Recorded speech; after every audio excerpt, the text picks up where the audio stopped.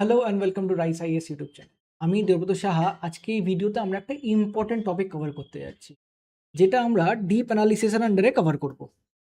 আর এই আর্টিকেলটা, topic by আর্টিকেলটা আপনারা তো অলরেডি জেনে গেছিলেন যে পড়তে হবে, কারণ কি সকালে আমাদের অলরেডি ভিডিও চলে এসেছিল what to read from today's Hindu news paper, যেটা আপনারা দেখেছিলেন। সেই রিলেটেড কন্টেন্টও আপনারা অলরেডি পড়ে নিয়েছেন আমাদের রাইস আইএস ওয়েবসাইট থেকে, যেটা ইংলিশ অ্যাজ ওয়েল অ্যাজ বাংলাতে দুটোতেই অ্যাভেলেবেল ছিল। কারণ কি আপনারা অনেকজন রিকোয়েস্ট করেছেন যে বাংলাতেও যাতে কন্টেন্টটা আসুক, কেন কি আপনারা ইচ্ছুক বাংলাতে পরীক্ষা দেওয়ার জন্য ইউপিএসসি। তো আমরা এই কন্টেন্টটা যখন প্রোভাইড করে দিয়েছি, এটা পড়ার পরে আপনাদের নিশ্চয়ই কিছু জায়গায় ডাউট থেকেছিল। এই ডাউটটা আজকে আমরা এই ভিডিওর মাধ্যম দিয়ে ক্লিয়ার করব। সবার আগে আমরা দেখে নিই আর্টিকেলটা টাইটেল কি ছিল পেপারে। আসলে ছিল সিটিজ অফ ডেথ, এটা ছিল আসল টাইটেল। তো সবার আগে আমরা দেখি যে টাইটেলটা দেখার পরে যে এটা আমাদের ইউপিএসসি কোথায় হেল্প করবে আমাদের।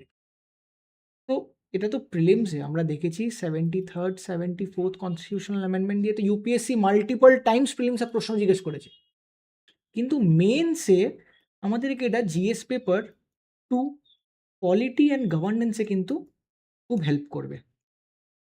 আর যদি ডিসেন্ট্রালাইজেশন বা ইকুইটি দেখতে চান এই আইডিয়াটাকে, তবে সেটা কিন্তু আপনাকে জিএস পেপার 4এও কিছু কিছু টপিক্সে কিন্তু অনেক হেল্প করবে, এথিক্সে। তো চলুন সেই রিলেটেড আমরা একটা পিওয়াইকিউ দেখে নিই। কি এসছিল, প্রশ্ন কিরকম জিজ্ঞেস করেছিল ইউপিএসসি এটা রিলেটেড। এটা 2024-এর একটা প্রশ্ন। কি বলছে, analyse the role of local bodies in providing good governance at local level and bring out the pros and cons merging the rural local bodies with urban local bodies. এটা 150 ওয়ার্ডস, 10 নম্বরে। এই প্রশ্নটা তার সাথে একটা মডেল প্রশ্নও কিন্তু আমরা অ্যাটাচ করেছিলাম পিডিএফ এর সাথে। আপনারা এই দুটোর প্রশ্ন এই ভিডিওটা দেখার পরে আমি আশা করছি লিখতে পারবেন, আর লিখবেন। লিখে পজিটিভলি আপনারা রাইস আইএস ওয়েবসাইটে সাবমিট করবেন, আর একটা ফিডব্যাকও নেবেন। তো আমরা দেখে নিলাম যে এটা আমাদেরকে কোথায় হেল্প করবে। এই রিলেটেড আমরা পিওয়াইকিউ দেখে নিলাম। তো এবার দেখি যে কনটেক্সটটা কি। একটা কনটেক্সট তো আমরা জানি যে এটা 73rd constitutional amendment local self governance নিয়ে কথা বলি, কিন্তু এখনই কেন কথা হচ্ছে এটা নিয়ে? এটা তো 1993 1992-তে এটা হয়েছিল। এখনই কেন কথা হচ্ছে? এটা তো সবসময় একটা হট টপিক, কিন্তু এখন কেন? এখন কেন কি রিসেন্টলি 16th ফাইন্যান্স কমিশন নিজের রেকমেন্ডেশন দিয়েছে প্রেসিডেন্টকে। আর সেখানটায় কিন্তু লোকাল সেলফ বডিজ নিয়ে সে অনেক রেকমেন্ডেশন দিয়ে। আপনার যদি সেই রেকমেন্ডেশন জানা না থাকে, আমাদের কিন্তু এই 16th ফাইন্যান্স কমিশনের ব্যাপারে একটা ডিপ অ্যানালিসিস করা আছে। আপনারা কিন্তু ওটা চাইলে দেখতে পারবেন কনসেপ্ট ক্ল্যারিটির জন্য। তো আমরা জেনে নিলাম কেন, রিসেন্ট কনটেক্সটটা কি। তো আমরা একবার আরবান লোকাল বডির তার মানে ব্যাকগ্রাউন্ডটা দেখিনি, এটা এস্টাবলিশমেন্টটা কিরকম করে হয়েছে। সবাই আগে এটা 74th, তার মানে 73rd তো হলো আপনার পঞ্চায়েত, আর 74th কনস্টিটিউশনাল অ্যামেন্ডমেন্ট দিয়ে এসছিল, যেখানটায় 9A-তে মিউনিসিপ্যালিটিস নিয়ে, যেটা আরবান লোকাল বডিজ নিয়ে কথা হয়েছে। সেখানটায় যেটা আমরা ডিল করি আর্টিকেল 243 পি থেকে 243 জি পর্যন্ত, 243 পি থেকে 243 জি পর্যন্ত। এর সাথেও একটা ডেডিকেটেড শিডিউলে অ্যালট করা হয়েছে এদেরকে, শিডিউল 12 অফ ইন্ডিয়ান কনস্টিটিউশন, যেখানটায় 18খানা ফাংশনস কিন্তু তাদেরকে অ্যালট করা যায়, সাবজেক্টস, যেখানটায় লোকাল বডিজরা, আরবান লোকাল বডিজরা যেখানটায় নিজের কাজগুলো করবে। তো আমরা দেখে নিলাম রিসেন্ট কনটেক্সট, হিস্টোরিক্যাল ব্যাকগ্রাউন্ড। আপনারা কমেন্ট সেকশনে জানাবেন তো ইন্ডিয়ার ফার্স্ট মিউনিসিপ্যাল কর্পোরেশন কি ছিল বডি? এটা কি মাদ্রাসে ছিল? আপনারা নিশ্চয়ই কমেন্ট সেকশনে জানাবেন, আর তার ইয়ারটাও নিশ্চয়ই জানাবেন। তো আমরা কনটেক্সটও দেখে নিয়েছি। এবার এই যে ফটোটা আপনারা দেখতে পাচ্ছেন, এই ফটোটা একটা ওয়ান শট গ্ল্যান্স আপনাদের জন্য, যাতে মেন্সে বা প্রিলিমসে যখন এরকম প্রশ্ন আসবে, deals with objective constitutional provision, আর এরকম এরকম আমরা দেখি যে মাল্টিপল টাইমস প্রশ্ন আসে, এই ফ্লো চার্টটা আপনাদেরকে হেল্প করবে ডটগুলোকে লিঙ্ক করতে আর প্রপারলি অ্যান্সার করতে। তো সবাই আগে ডিলস উইথ কি 74th constitutional amendment, urban local body যেরকম দেখে এসেছি, ডিসেন্ট্রালাইজেশন অফ পাওয়ার। এর অবজেক্টিভ কি? গ্রান্টিং কনস্টিটিউশনাল স্টেটাস, তার সাথে লোকাল গভর্নমেন্টকে স্ট্রেনথেন করা। কনস্টিটিউশনাল প্রভিশন যেরকম বলছিলাম 243P থেকে 243ZH, তার সাথে শিডিউল 12 এর কনস্টিটিউশনের ওখানটার থেকে আমরা দেখতে পাচ্ছি।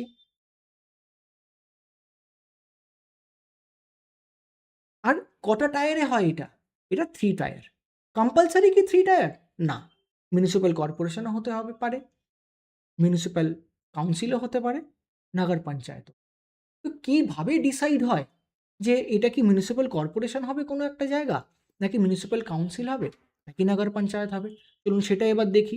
এটা ডিসাইড করার কিছু বেসিক ক্রাইটেরিয়াজ আছে, যেরকম size of that city, population of the city, আর তার রেভিনিউ স্ট্রাকচার কি কিরকম কি সেটার উপরে ডিপেন্ড করে। তো সবার আগে যেরকম আমরা পড়ছিলাম মিউনিসিপ্যাল কর্পোরেশন, মিউনিসিপ্যাল কর্পোরেশন বা নগর নিগম এরকম জায়গা যেখানটায় মেট্রোপলিটন সিটিজ যেখানটায় আছে। উদাহরণ দিল্লি, মুম্বাই, ব্যাঙ্গালোর, কলকাতা, আমরা জানি কলকাতাতেও আছে।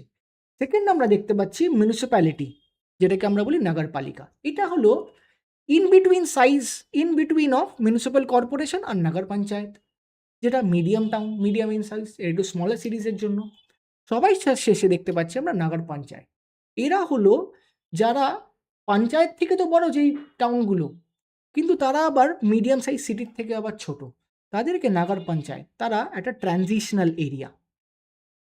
আমরা টাইপসও দেখে নিলাম এই স্ট্রাকচারে, যে এরা 3টে কনস্টিটিউশনাল টায়ার্সে কিরকম কিরকম বসছে। এবার আমরা দেখি যে এছাড়াও কি স্পেশাল কোনো বডিজ হয়? হ্যাঁ হয়। যেরকম নোটিফাইড এরিয়া কমিটি হয়, যেখানটা আমরা দেখতে পাচ্ছি যে for fast development.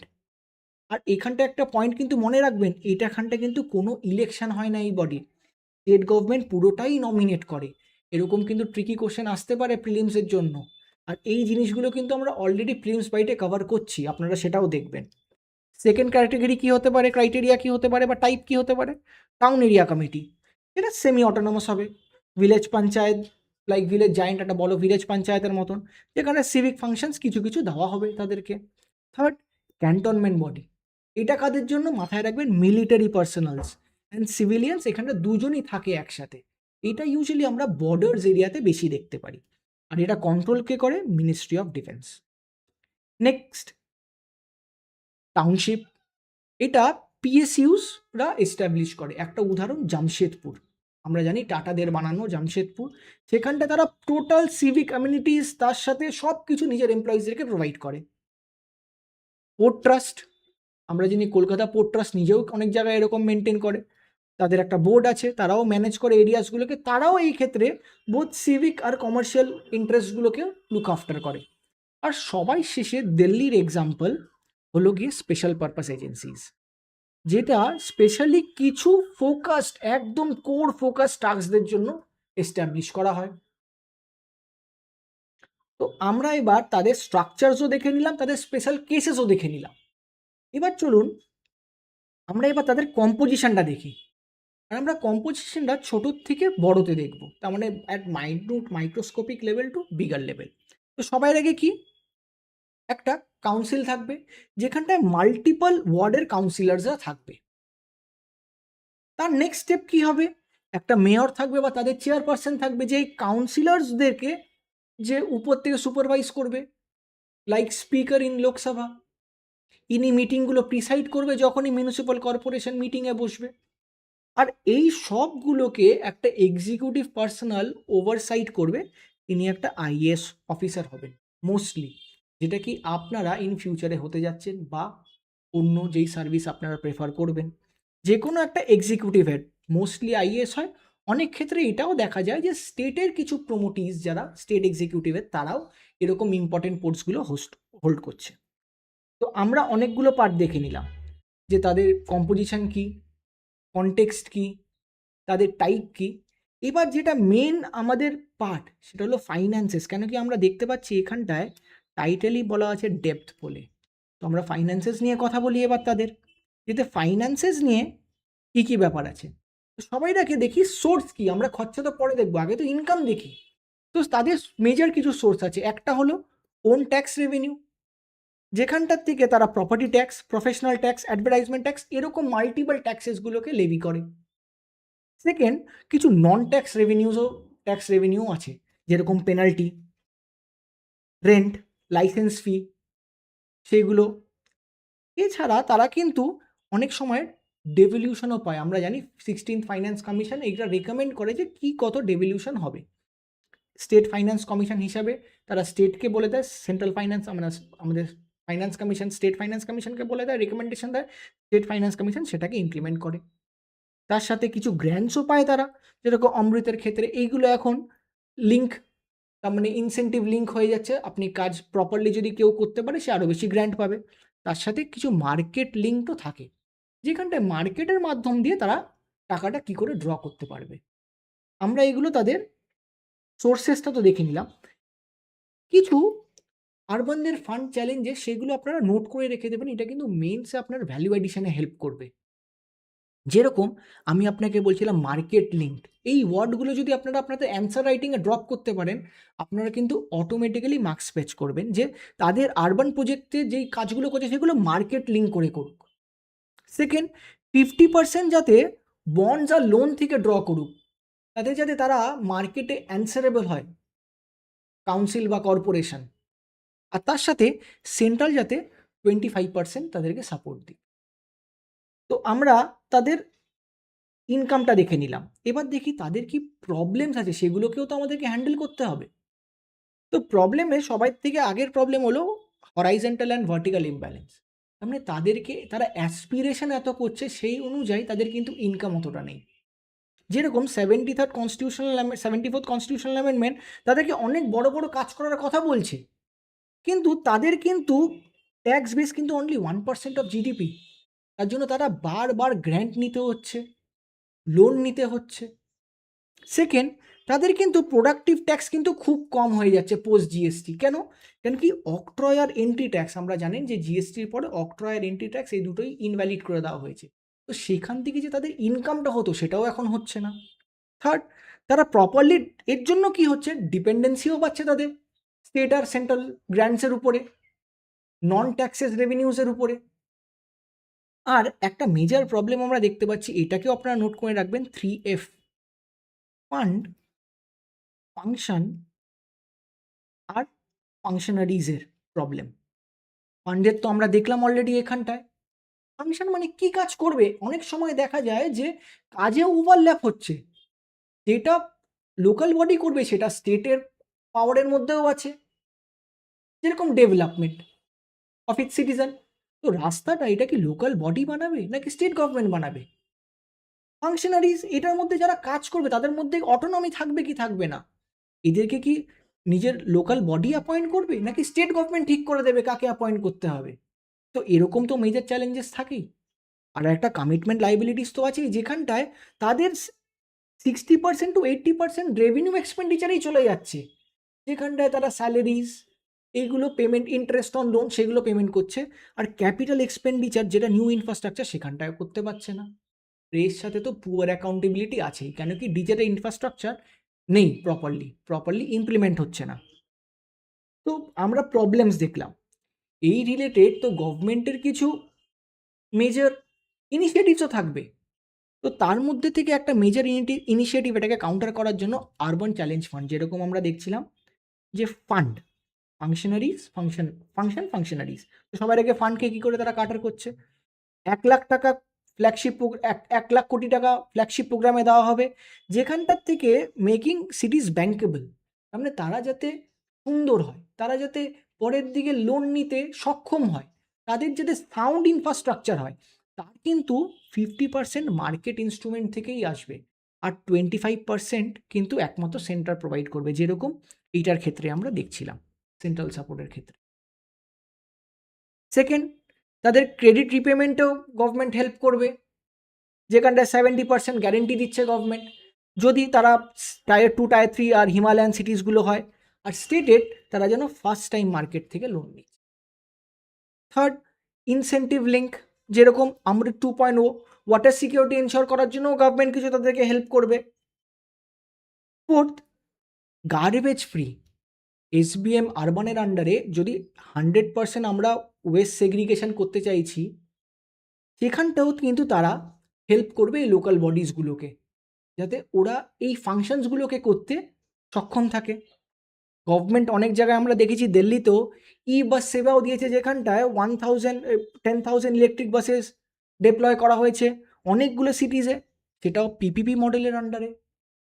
And at last আমি যেরকম বলছিলাম, পুয়ার অ্যাকাউন্টেবিলিটি, এটাকে অ্যাড্রেস করার জন্য একটা ডিজিটাল রিফর্ম নিয়ে আসবে, যেখানটায় integrated command and control system তৈরি হবে, সেন্টার্স তৈরি হবে, যেখান থেকে সব কিছু মনিটর্ড হবে আর রিয়েল টাইম ডেটাতে মনিটর হবে, যাতে রিয়েল টাইম অ্যান্সার বেরোয়।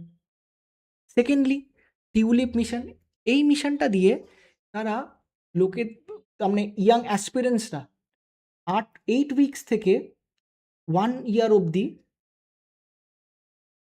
তারা স্টাইফেন দেবে অ্যারাউন্ড 15,000 রুপিস, আর ইন্টার্নশিপ প্রোভাইড করবে আর তাদেরকে কাজ শেখাবে এইটার মাধ্যম দিয়ে। তার সাথে ডিজিটাল ল্যান্ড রেকর্ডও করবে, যেরকম ডিজিটালাইজেশন হলে ডিজিটাল ল্যান্ড রেকর্ড হবে, তার সাথে ওই লোকাল আরবান বডিজদের ট্যাক্সেবল ইনকামও বাড়বে। তো আমরা গভর্নমেন্টের ইনিশিয়েটিভও দেখে নিলাম। এবার চলুন অ্যান্সার রাইটিংয়ে যেটা সব থেকে ইম্পর্টেন্ট, যেটা আমাদেরকে মার্কস ফেচ করে বডির পরে, সেটা হলো ওয়ে ফরওয়ার্ড। প্রবলেমসগুলো তো আমরা বলে দিলাম, এর থেকে বেরোবো কী করে?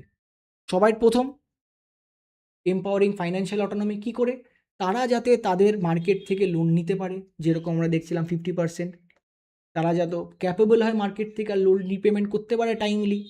সেকেন্ড, তাদের অ্যাডমিনিস্ট্রেটিভ ক্যাপাসিটি বাড়াতে হবে। কোথায়? আমরা যেরকম পড়ছিলাম ফাংশনারিজে, তারা যত পার্ট টাইম বা এরকম কোনো কাজ লোকদেরকে দিয়ে কাজ না করে, তার জন্য একটা ডেডিকেটেড তাদের সিস্টেম থাকে যেখান থেকে লোক আসবে। থার্ড, তাদের ব্যাঙ্কেবিলিটির উপরে যাতে জিনিসপত্র, মানে তাদের যাতে ব্যাঙ্কেবিলিটির উপরে ডেভেলপমেন্ট হয়, যেরকম তাদের অ্যাসেটগুলো যাতে মনিটাইজড হয়। কোথায় কোন অ্যাসেট পড়ে আছে সেটা তখনই বোঝা যাবে যখন ডিজিটাল রেকর্ড তার থাকবে। তো আপনি দেখতে পাচ্ছেন সবগুলো পয়েন্ট কিন্তু ইন্টারলিঙ্কড করে বানানো, যাতে আপনারা এটাকে আবার রিপ্রডিউস করতে পারেন হলে। এর জন্য একটা মাস্টার প্ল্যান থাকতে হবে, যে এই জিনিসগুলো করার জন্য আগের থেকে প্ল্যান করে নিতে হবে, যাতে পরের দিকে কোনো প্রবলেম না হয়। সেকেন্ড, এই যে গ্রান্টসগুলো আসছে, এটা যত আলাদা আলাদাভাবে না আসে, যেরকম স্ট্রাকচার আছে, ফাইন্যান্স কমিশন রেকমেন্ডেশন দেয়, সেরকম একটা ইনস্টিটিউলাইজেশন যাতে হয় গ্র্যান্টগুলোকে, আর সেটা যাতে পারফরমেন্স বেসড হয়।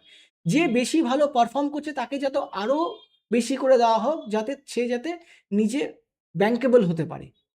অ্যান্ড অ্যাট লাস্ট, এইটা যাতে সবগুলোই যাতে ভালনারেবল পপুলেশনকে মাথায় রেখেই করা উচিত, যারা স্পেশালি রেন্টার্স আর লো ইনকাম হাউস হোল্ডার্স। কেন কি আমাদেরকে মাথায় রাখতে হবে আমাদের core principals of our democracy কি? Equity and equality. তো সব তো হলো, এবার একটা কনক্লুশন ড্র করি অন দ্য সেম লাইন, যেখানটায় বলছে ফিসক্যাল অটোনমি তো দরকার এদের সাথে, তার সাথে মার্কেট ডিসিপ্লিনও দরকার, ডিজিটাল গভর্নেন্সও দরকার, কিন্তু at the same time social ইকুইটিও যাতে দেওয়া হয় তাদেরকে, লোকদেরকে এরকম মার্কেট ব্যাঙ্কেবল করতে গিয়ে যাতে সোশ্যাল ইকুইটিতে যাতে আমরা না হারিয়ে যাই কোথাও।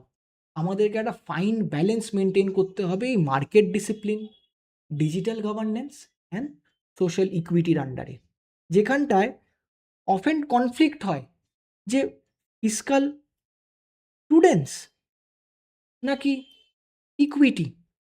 তো এই দুটোর মধ্যে যেন ভার্সেস না হয়, এটা জানে two wheel of the same chariot হয়, যেখানটা আমরা ফিসকাল প্রুডেন্স তাদেরও কথা বলি যাতে ডেপথ না বাড়ে, অ্যাট দি সেম টাইম এরা যাতে ওই মার্জিনালাইজ সেকশনদেরকেও অ্যাড্রেস করতে পারে। তবে আজকের ভিডিও এটুকু অবধি। আমি আশা করছি আপনারা এই রিলেটেড যদি কোনো প্রশ্ন আসে এবার আপনারা সলভ করতে পারবেন। আর এই রিলেটেড আমি বলছিলাম আমাদের সেম কিন্তু কন্টেন্ট বাংলাতেও কিন্তু অলরেডি অ্যাভেলেবেল। আপনারা যারা যারা চাইছেন যে আমরা ইউপিএসসিটা বাংলাতে লিখব, তাদের জন্য কিন্তু এটা বেস্ট কন্টেন্ট মার্কেটে। এই কন্টেন্টটা আপনাকে গ্যারেন্টিড মার্কস ফেচ করবে, মানে কি ওরকম টার্মিনোলজিস দিয়েই এই কন্টেন্টটাকে বানানো যেগুলো ইউপিএসসি রেলেভেন্ট।